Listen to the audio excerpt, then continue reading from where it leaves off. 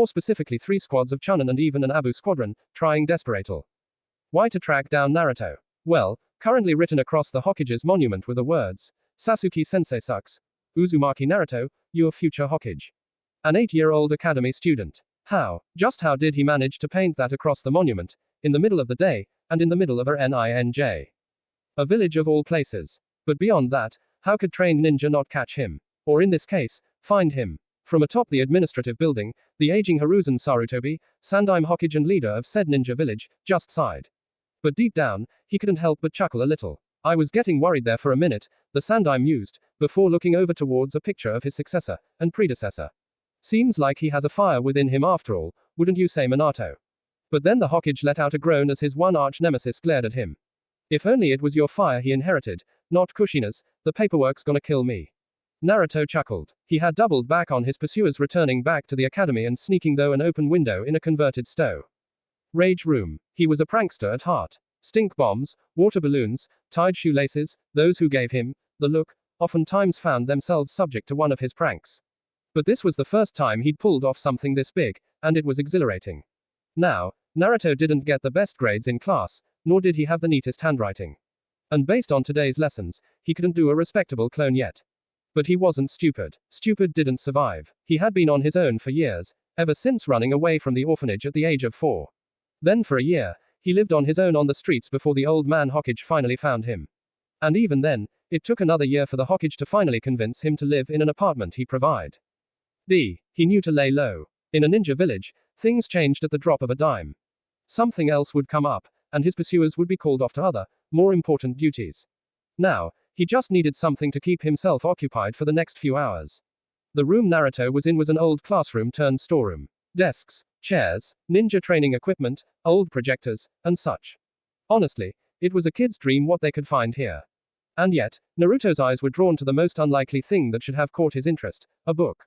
The Uzumaki clan and Konoha. Hey, this book has my name on it. Naruto mentally exclaimed before pulling it out of the box it was sitting in, dust and everything causing him to sneeze and cough. Uzumaki clan. But I don't have a clan, do I? The Uzumaki clan was believed to begin around the year 250 as. The Uzumaki clan began when Senju Yumikani was married to Maki Renji. Their first son was named Uzumaki, the founder of the Uzumaki clan. In the year 562 as, the Uzumaki clan finally settled into their home of Uzushiogakure, in Whirlpool country. In the year 1009 as, near the middle of the Second Great Shinobi War, Uzushiogakure was attacked and destroyed by a combined force from Kirigakure, Kumogakure, and Iwagakure, along with Neume. Rouse other smaller villages, the Uzumaki clan was completely destroyed, with the few survivors being scattered throughout the lands of Ninkai. So they were destroyed, Naruto commented to himself, depressed, as he read through the first part of the history book. Some bits of information he was able to understand. Many things like dates, people, locations, and such meant nothing to him other than they happened. For the last 2 years, the academy had focused on a basic overview of history. He knew there was a Second Great Shinobi War. He knew there was a First and Third Great Shinobi War. The instructors had not gone that far into details just yet, but he knew they talked about them in history class, so they had to have happen. The year 1009 as was when the Uzumaki were destroyed. That was 26 years ago, seeing as the current year was 1035 as. But having gotten himself lost in this new book he found, Naruto finally looked out the window and saw it was getting dark outside. The coast had to be clear now, and so as he opened up the window, he leapt out with his new book in hand. Nobody would miss it. It was all dusty, and so he figured no one needed it anytime soon. He'd read it and put it back before anyone knew he took it. XXXXXXXX. Finally getting back home, stomach growling, the young blonde boy pulled out a cup of his precious instant ramen. Unfortunately, just as he was about to enjoy it, a knock came from his door. And as he went to check who was there, he gulped, it was the Hokage. I know you're home, Naruto, Sarutobi Hiruzen called out from the other side of the door. Can I come in for a little? Sheepishly, Naruto opened up the door. This man, the Hokage, was one of the very few people who was kind to him. Hey Gigi, Naruto greeted, but quickly moved to where he had put his new book from the academy and tried to hide it. He didn't steal it. It was only stealing if people knew it was missing. I saw you had a fun day, wouldn't you say? The Hokage inquired. It wasn't my fault. Sasuke-sensei, he threw me out of class again. Naruto argued. And, did you do anything wrong? Sarutobi asked. No, not today anyways, Naruto admitted. We were learning our first jutsu. The Bunshin, and well I may have not gotten it perfect, but Sasuke-sensei yelled at me. Oh, well do you want to show me your Bunshin? Sarutobi offered. Don't worry, I promise I won't yell. Alright, just you wait, I'll show you. Naruto exclaimed excitedly before making the hand sign, gathering his chakra, and shouting, Bunshin no jutsu. And when the smoke settled, a mangled cartoonish mess of lines and a sad attempt at a replication of himself lied crumpled on the floor. Crap, I'm sorry, please don't be mad Gigi. Naruto begged. Mad? Today was your first day learning this jutsu, right? There's no reason to be mad for a failed first attempt, so long as you keep trying and improving. Sarutobi smiled before giving Naruto's head a grandfatherly rub. I'll speak to Sasuke-sensei about earlier. As for your little prank, well the paint was already cleaned off, so I'll look the other way, besides it gave me a good laugh. But did you mean what you really wrote? Quote, yeah, Sasuke-sensei sucks. Naruto exclaimed. No, the other part, Hiruzen asked. You know, after your name. Oh yeah, you had better watch out Gigi. I'm officially coming for your hat, Tobio. Quote, and Hiruzen just chuckled before turning to Naruto's latest addition to his collection. Now, what's this you had? Hiruzen was curious that Naruto had actually brought a textbook of all things home. And Naruto was frantically trying to cover his tracks. Oh, the Uzumaki clan and Konoha. I found it in a storeroom I was hiding in, Naruto admitted. It was in a box all covered in dust. I didn't mean to take it, but it had my name on it. Is there really an Uzumaki clan? GG. My name's Uzumaki. Is that my clan? Are they my family? Many of Naruto's classmates were members of clans, and he could recall them talking about the big families. He just wanted one person he could call family. How much of this did you read? Hiruzen asked. I don't know, right up until when it said they were destroyed, Naruto sighed. GG. Naruto was practically begging at this point. He'd asked about his parents before, and Hiruzen always had to lie to him. It was for the better that the information about the identities of Naruto's parents remained secret. But that didn't mean he couldn't throw the poor kid a bone. Orphans who have no known family name are called high after fire. However, you came to the orphanage and you had the name Uzumaki. And you are not just given the name of a clan on a whim. So, if you have the name Uzumaki, then that means you must belong to the clan. One of your parents must have belonged to the clan. My parents? Naruto asked. If you say they are Uzumaki, then do you know who they were? I'm sorry Naruto, but I still don't, Hiruzen stated kindly but firmly. All I can say is that if your last name is Uzumaki, then you belong to that clan. And then, the aging Hokage did something that showed his years. He let out a long sigh. That clan, they were Konoha's greatest friend. But they were destroyed in the Second War. We tried to help them, but we were too late. Quote, do you know of anyone else with the name Uzumaki? Naruto asked. I'm sorry Naruto, but you are the only one with that name that I know of, Hiruzen sighed. Gigi, that book, can I keep it? At least until I'm done with it. I'll put it back when I'm done, I swear. It will be like it was never gone, Naruto pleaded. And Hiruzen thought for a moment. He knew that book. That was the standard textbook on the Uzumaki clan for the founders of Konoha unit in history class. And that book, as he flipped through it, was still in good condition. So why wasn't it being used? Well, it's nearly summer break, so it won't be needed until the next year starts. You may keep it until then, Hiruzen agreed. I can. Thanks Gigi. XXXXXXXX. During the break months, Naruto would read and reread that book, not getting bored at all. Yes, it was depressing to know the clan no longer existed, but the thought that he had a clan, that he had family, well, it meant he came from somewhere. And after reading and rereading, he learned more about the clan as an 8-year-old kid than most in Konoha knew in their entire lives. First, he learned that the Shodaime Hokage, Senju Hashirama, married a woman from the Uzumaki clan, Uzumaki Mito.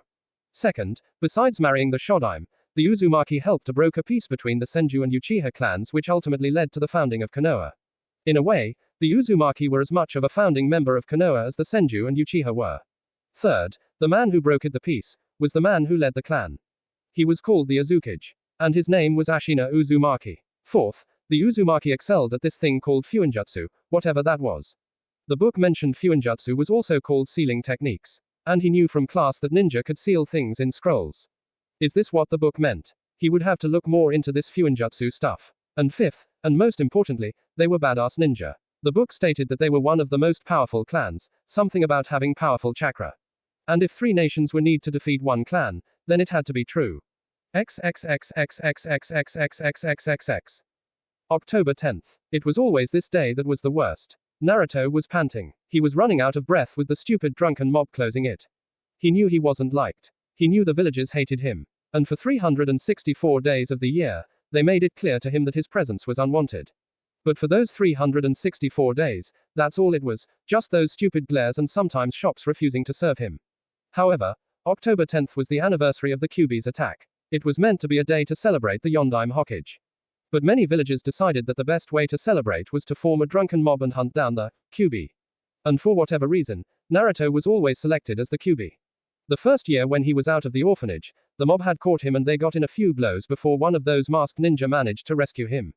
The last 2 years, those masked ninja kept him out of the mob's grasp. But this year, those masked ninja were nowhere to be seen. He was on his own. As Naruto was running, he needed a place to hide. Some place to lay low where the mob wouldn't be able to find him. And somehow, they always found him. Any other day of the year, he could hide from or outrun almost any person in the village. But for some reason, this day was different. So, he ran. Passing through a gate on the eastern edge of the village, all of a sudden the mob came to a halt.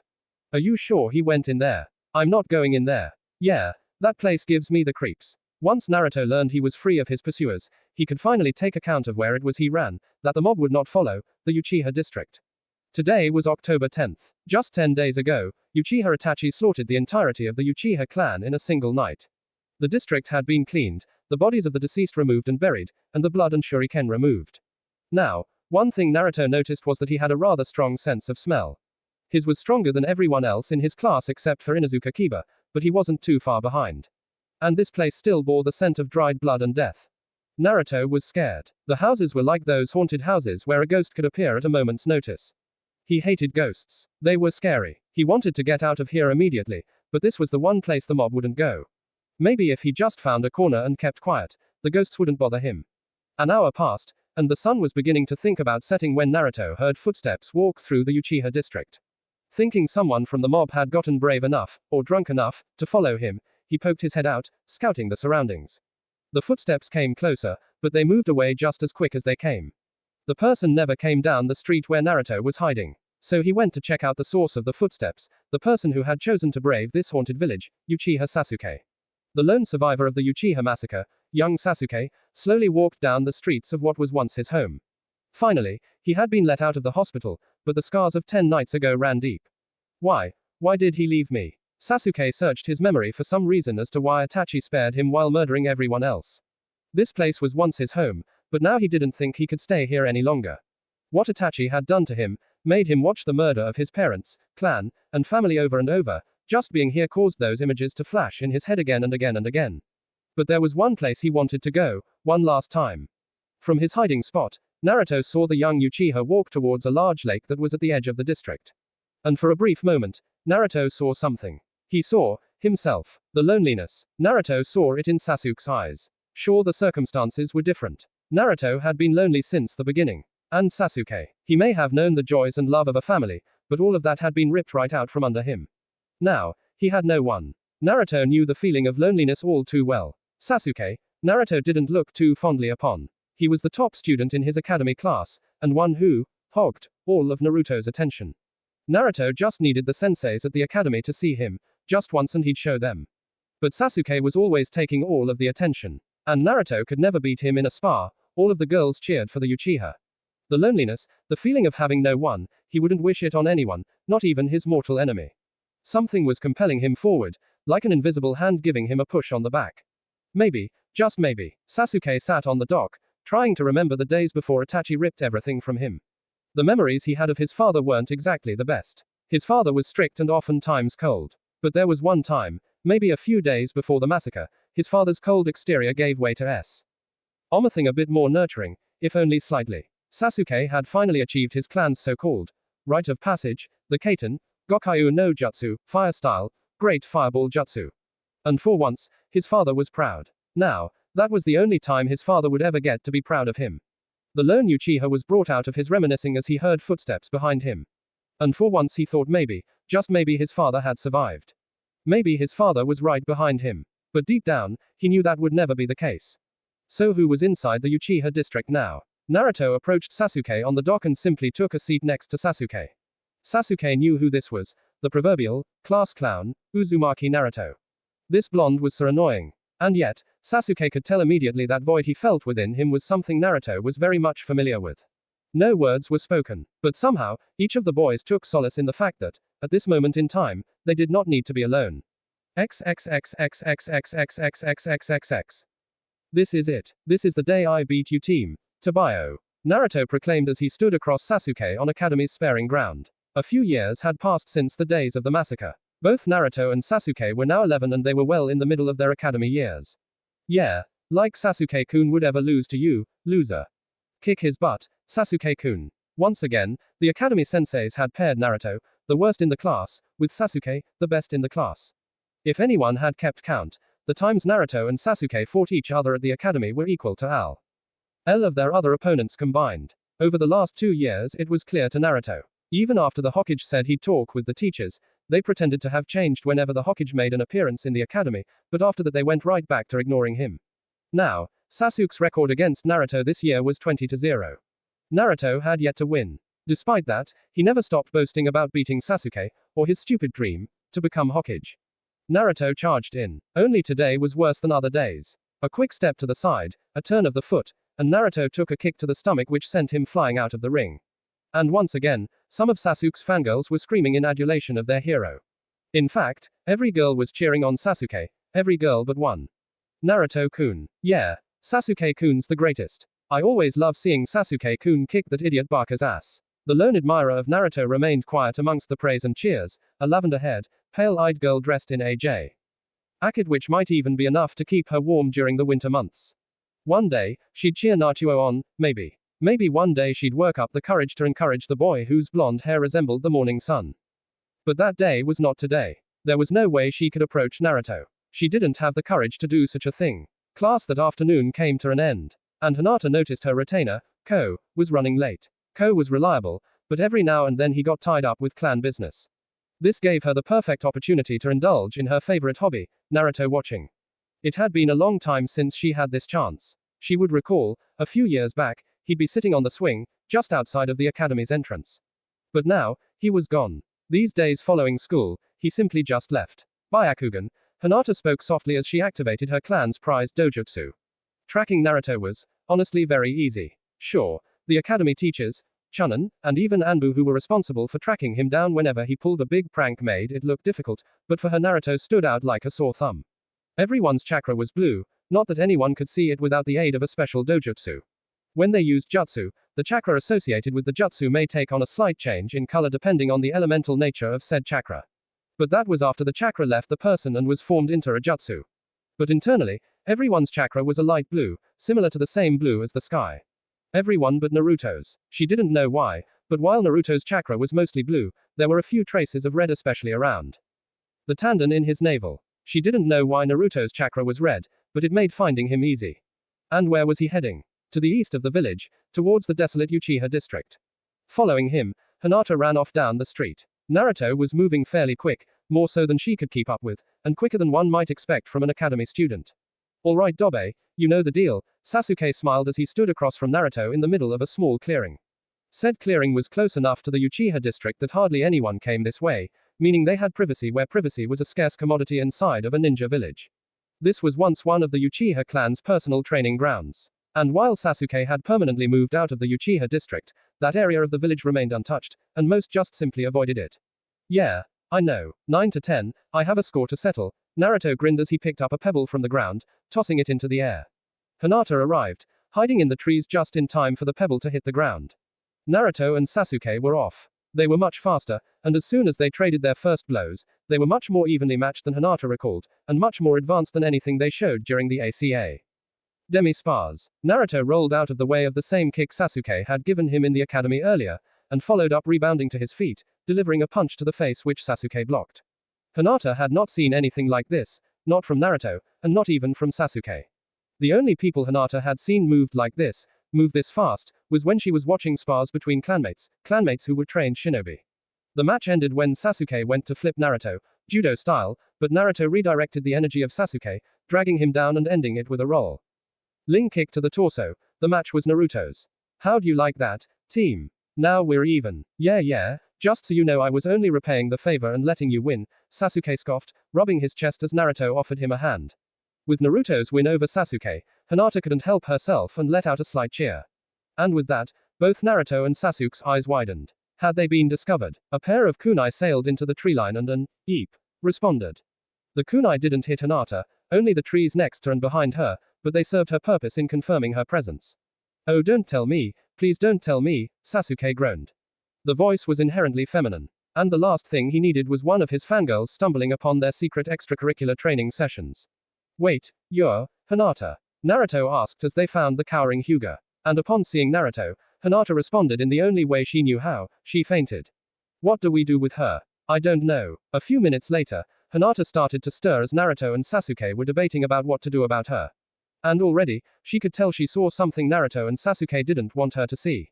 I'm SS sorry, Hinata apologized. IDD didn't mean to SS spy. If anything, Sasuke was a little relieved. Every girl in their academy class he saw as a fangirl. Every girl, except Hinata. Yes, he knew she was shy and quiet. But she didn't cheer and scream whenever he breathed.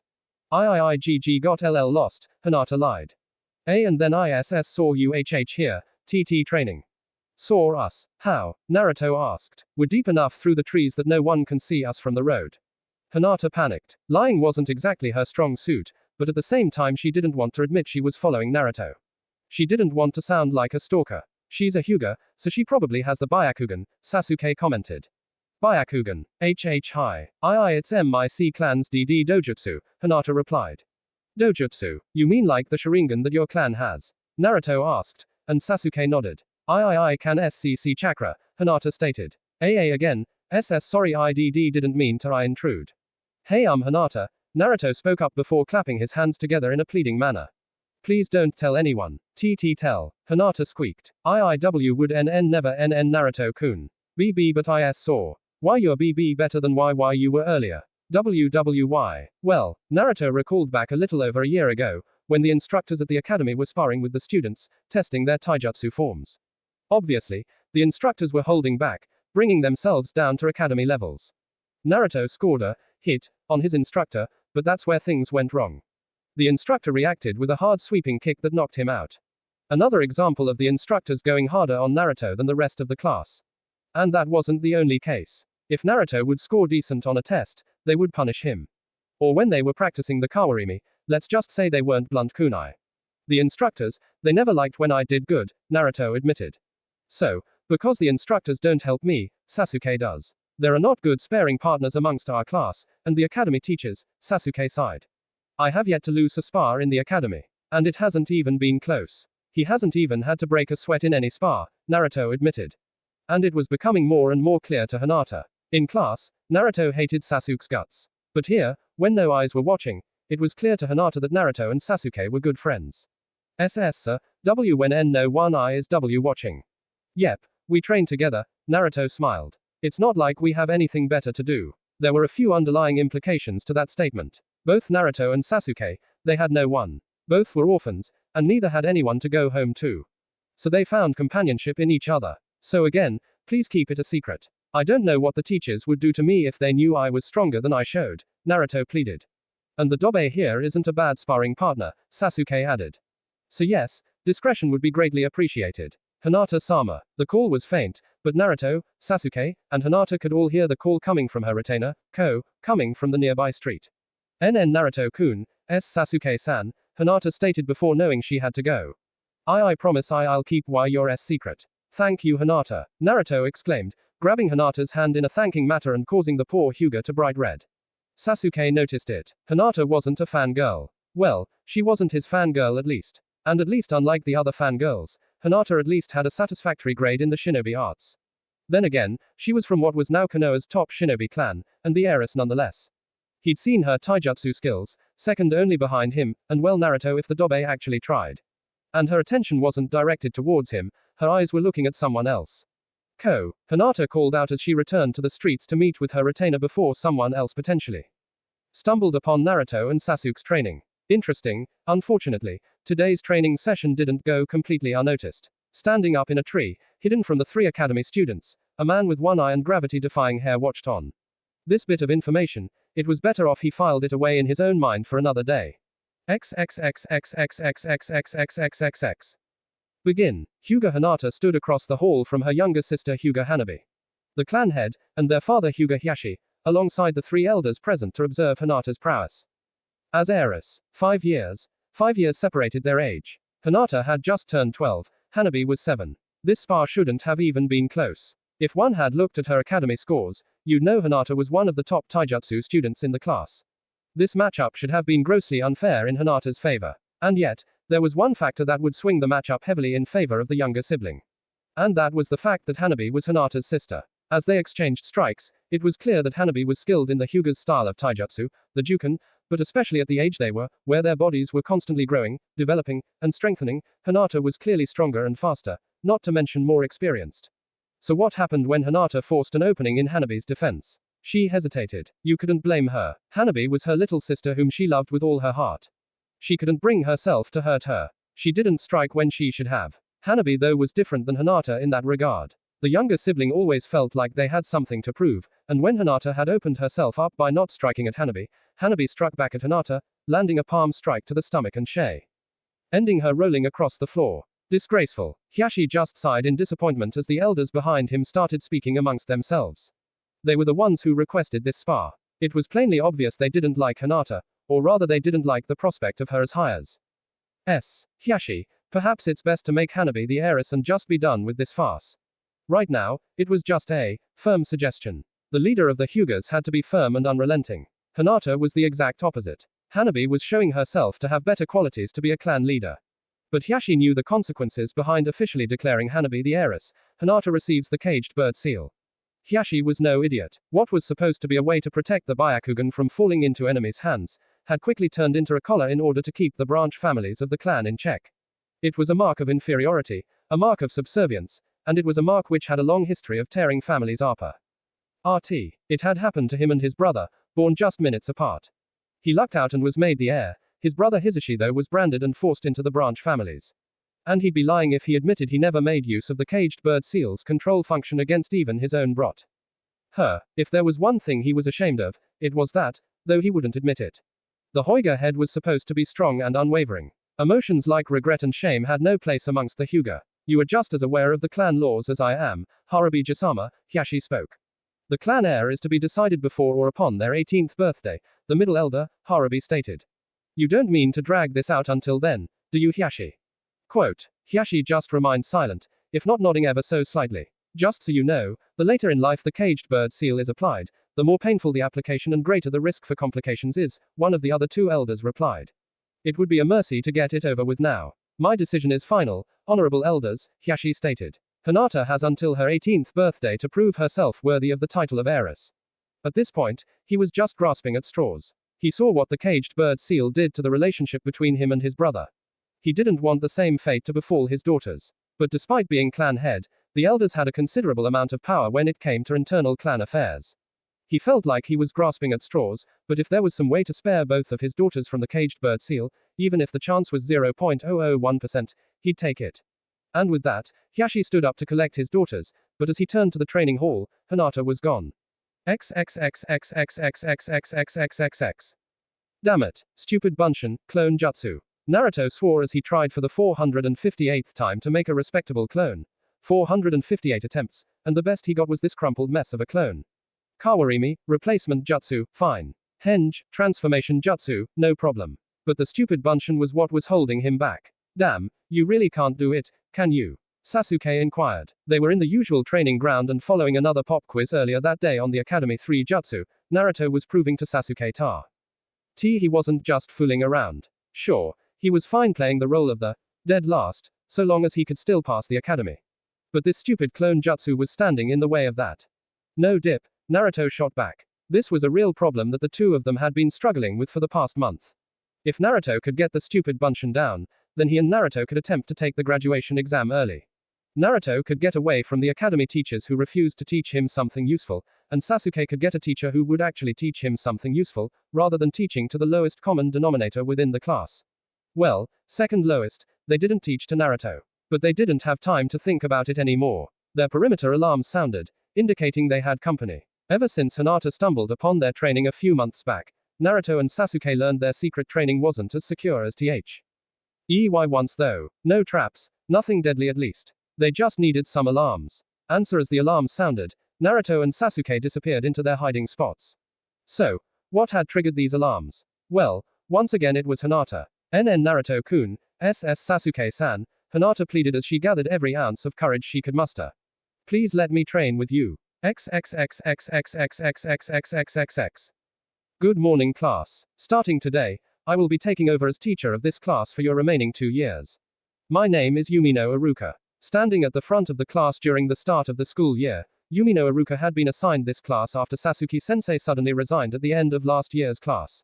As for why Sasuke-sensei resigned, well, Aruka looked over, towards the desk in the back of the class, where one Uzumaki Naruto was sitting. So that's him, Aruka thought. Uzumaki Naruto, the boy who contained the Kyuubi no Yoko. This class was a specific assignment, requested on behalf of the Hokage himself. Ironic really. The Kyuubi had taken both of his parents away, and now Aruka found himself teaching the very vessel of the Kyuubi. But Aruka already knew there were some similarities between the two of them. Ever since the Kyuubi attack, both were alone and forgotten, having to delve into a sort of class clown role in order to garner even just a little attention. Sitting right next to Naruto was the other factor that probably ousted Sasuke-sensei, Uchiha Sasuke. The top of the class, this year's prodigy, and a model student. His shinobi skills were perfect by academy standards, and his academic skills weren't far off either. If there was but one flaw Sasuke had, it was who he chose to associate himself with. And that someone was Naruto. After last year's taijutsu final exam, where Sasuke-sensei arguably went a little too hard on Naruto, it was Sasuke who finally called him out. When Naruto called out a teacher for turning the difficulty dial from academy level to 11, there were no consequences, and everyone just called out the blonde for what he was, the class dead last. Now, Naruto could have stepped it up a notch, used the level of taijutsu he'd spar with Sasuke with, but as he had learned in the past, doing so only caused the teacher to turn that dial up to 12 or even 13. Naruto was by far more skilled than the rest of the academy students here. But he wasn't more skilled than a trained chunin. But when Sasuke called him out, well, that's where things got interesting. Because after that, Sasuke-sensei was fired. And now the rest of the class knew that Sasuke and Naruto were at least more friends than enemies. Sasuke was now sitting near Naruto. Rather, he was on the outside of the row, and Naruto was on the inside. None of the girls in the class could attempt to sit near the precious Sasuke-kun. Naruto was basically fangirl repellent. And right now, Naruto didn't have Sakura, Ino, or any of the other crazy girls wailing on him because they were all afraid how Sasuke would react. Now the question for Iruka was, could he do this? Could he teach the person who most of the village looked at as the Kyuubi incarnate? Well, that question was answered the moment Iruka opened his desk only for a paint bomb to explode in his face. The entire class erupted in laughter, but most of the laughter came from a certain blonde. This was going to be harder than he thought. Uzumaki Naruto. XXXXXXXXXXXXX. Why couldn't you just get the bunshin down this time, Dobe? Sasuke groaned as he, Naruto, and Hinata found time during their summer break to get in some private training. If Naruto could have performed the jutsu, they could have graduated this year, a year earlier. But without the bunshin, only he and Hinata would have been able to graduate. And they weren't doing that without their blonde-haired friend. I don't know, why do we even need to do the stupid bunshin no jutsu? Naruto complained. Years. They had been working on this stupid jutsu for years. And yet, Naruto still couldn't do it. I'm doing everything right. The signs, the way I mold my chakra, why can't I do it? Naruto-kun, do you want me to take a look? Hinata asked. Having spent the last year training with Naruto and Sasuke, no one could deny the little Hyuga girl had found her confidence, at least when being in the presence of one particular boy. Even sitting near Naruto in class before was enough to make her blush. Naruto looking directly at her, let alone even touching her, tagging her hand, forget it, she was down for the count. But now, after a year of training specifically with him whenever she could slip her retainer, which was surprisingly often, she didn't faint. Naruto praising her, congratulating her, encouraging her, even looking at her would still be enough to get her heart fluttering or cause more blood to rush to her face. But it was a huge improvement, alongside her own shinobi skills. Her speed, stamina, strength, everything had improved since she started training with Naruto and Sasuke. She was now the top kunoichi by a country mile. No kunoichi even stood a chance against her in a spar, especially not Sakura. But somehow, Sakura was just ever so slightly ahead of her in terms of class rankings. Sasuke was number 1, Sakura was number 2, and Hinata was a close number 3. Naruto was number 30, the very last. But just barely above the passing mark. But in order to become genin and shinobi, they still needed to pass the final graduation exam. And for that, they all needed to know the bunshin no jutsu. Naruto just shrugged. Over this year, he'd gotten to know Hinata much better. And he knew about what the Byakugan could do. So Hinata activated her Byakugan and Naruto attempted clone number 3592, fail. Hinata's eyebrow raised. Something was off. Naruto-kun, you're putting too much chakra into the clone, Hinata spoke. Too much. Like how much is too much? Naruto asked. Sasuke-san, could you please do a bunshin? Hinata asked and Sasuke shrugged before making a clone, perfect. Hinata was taken aback a little. That didn't look right. She knew the bunshin didn't require that much chakra. But Sasuke barely used any at all compared to Naruto. Oh, one more time, Naruto-kun, Hinata turned to Naruto. But put as little chakra into it as you can. And so Hinata watched attempt number 3593, also a fail. Still way too much, Hinata stated. You're putting in 10 times more than Sasuke. 10. Both Naruto and Sasuke gasped. Okay, neither of them expected that big of a difference. 50% more. Okay, they could buy it. Hell, double, even triple made sense, but not 10x. Hinata nodded. Naruto-kun has more chakra than you, Sasuke-san. He has more chakra than I think anyone I know. But how? Sure, we've been training harder than the rest of the kids in class, but we're still only academy students. There's no way Naruto could have grown his chakra that much, Sasuke inquired. Naruto-kun's always had big chakra reserves, Hinata admitted. Yeep. Okay, she let that one slip. Sure, she could actually say she and Naruto were friends now, but she didn't want them to think she was a stalker. Do I tell them about the red chakra? No.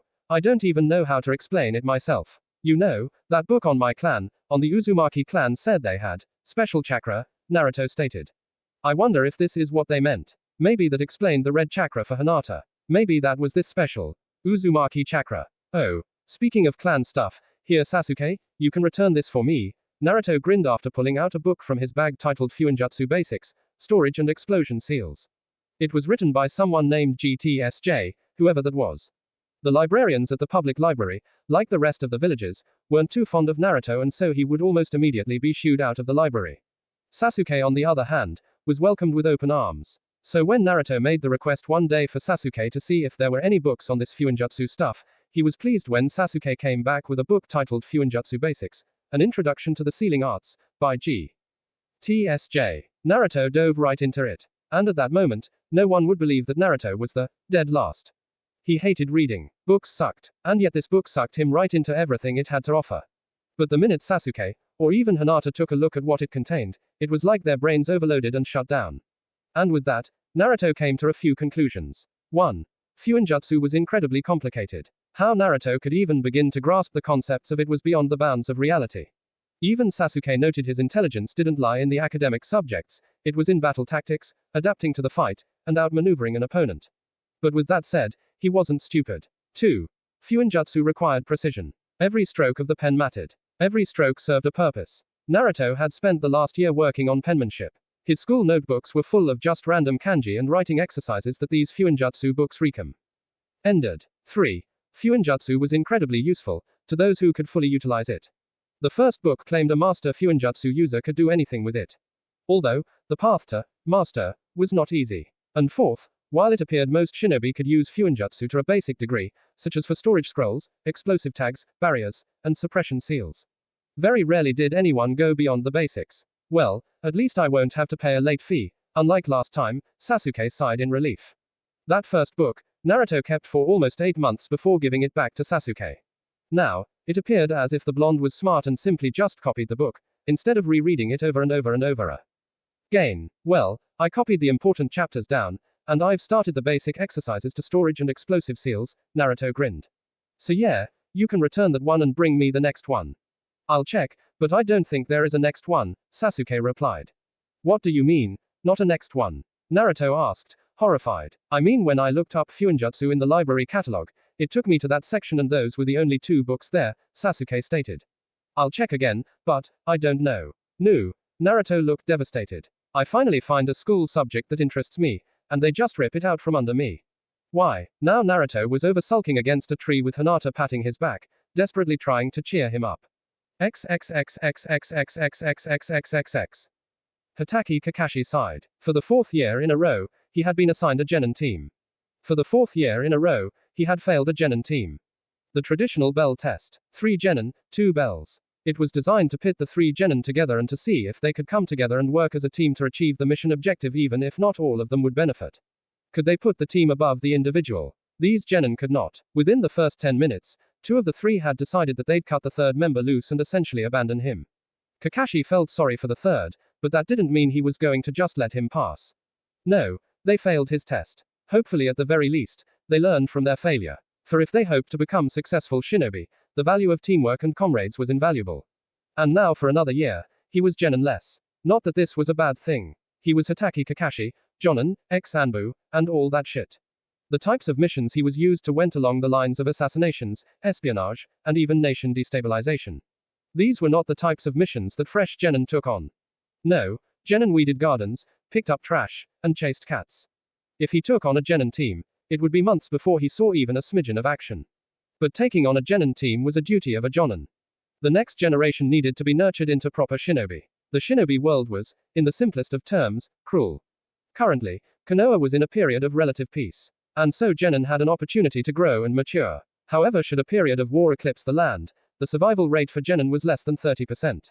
He had just finished reporting the result of his genin test, a complete and utter waste of his time, save for the few hours he could spend reading the latest volume of Ika Ika. Might Guy, Kakashi's self-proclaimed eternal rival, looked absolutely ecstatic to report that his team of Rock Lee, Hyuga Neji, and Higurashi Tenten had passed. Now, Guy wasn't exactly the subtle type of shinobi. No, he wouldn't be the one assassinating a target. But he was a damn strong shinobi, even if he was a little eccentric. Out of the corner of his eye, Kakashi spotted a blur of orange turn around the corner.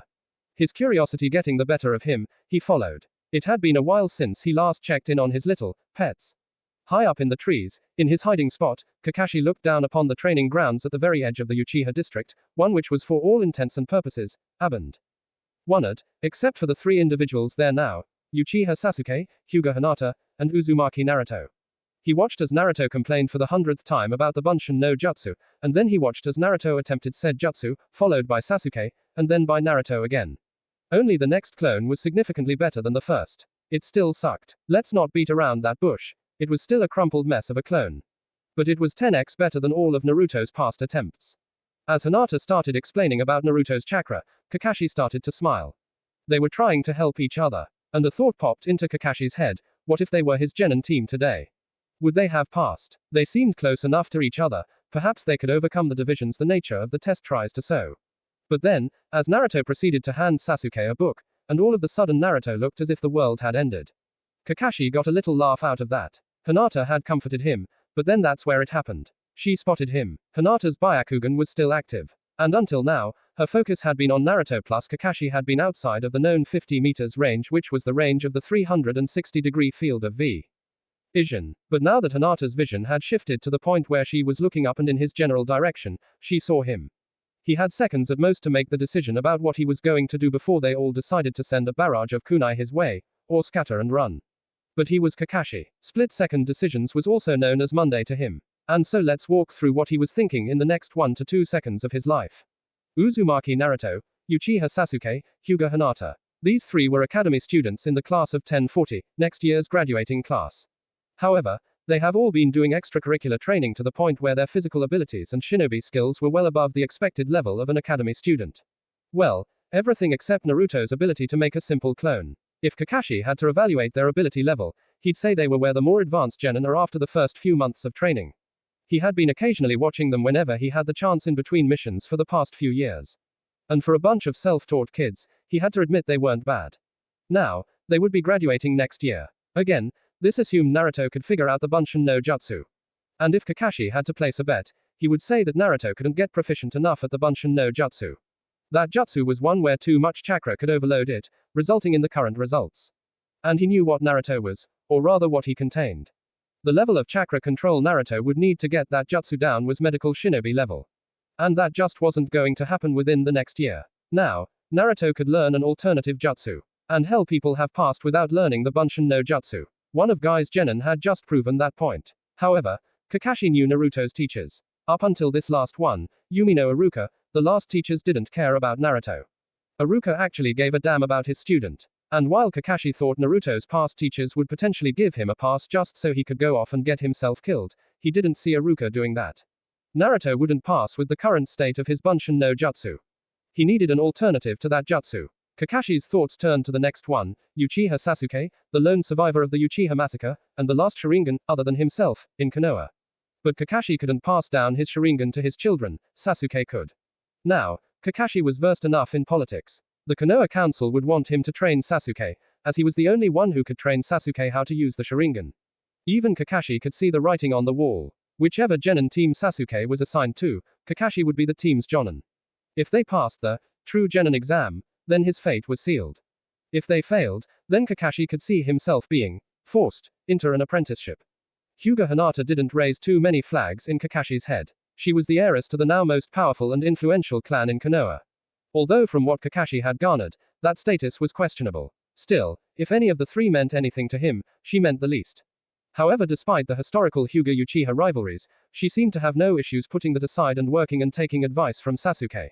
Perhaps it was because she had her dojutsu, and, to the best of his knowledge, Sasuke had yet to awaken his. Either way, she was different than what he believed the Hyugas to be like. And finally, Kakashi came back to Naruto. The Kyuubi's Jinchuriki, the village pariah, and the son of his late sensei. Kakashi looked at him. He looked just like Minato sensei did as a kid. Minato had been there for him when his father committed suicide. Minato had been there when Obito was killed at the Kanobi Bridge. And Minato was there when Kakashi was forced to kill his final teammate, Rin, in order to prevent her from unleashing the Sanbi upon Konoha. Minato kept him from following in his father's footsteps. If there was any one genin Kakashi wanted to train, it was Naruto. If he could help Naruto survive and grow to be a good shinobi, well, maybe he could repay just a little of the debt he owed his late sensei. And with a quick leap from his perch, Kakashi had made his decision. If he was going to get a genin team again next year, and there was a good chance he'd be put in a position where he would have to take on Sasuke as a student regardless of the results, then he was going to rig the system in his fave. Or just a little. He had his genin team. They were right below him. Now he just needed to make sure they could actually pass his genin test.